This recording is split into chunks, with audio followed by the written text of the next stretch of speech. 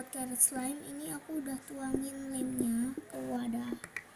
Kalian butuh biore, food coloring warna orange, baby oil nggak wajib, slime activator sama deterjen. Oke, ini aku udah tuangin.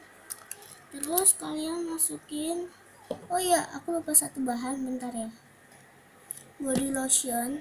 Kita langsung masukin. Udah dikit aja. Terus kita aduk. Udah masukin warna makanannya, 1 tetes. Udah aduk. Tuh warnanya kayak wortel. Udah masukin sabun cairnya, dikit aja.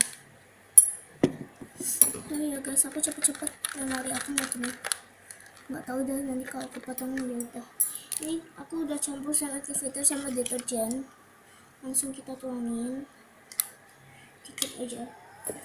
Guys, ini sebenarnya udah jadi. Ini udah jadi. Thanks for watching guys.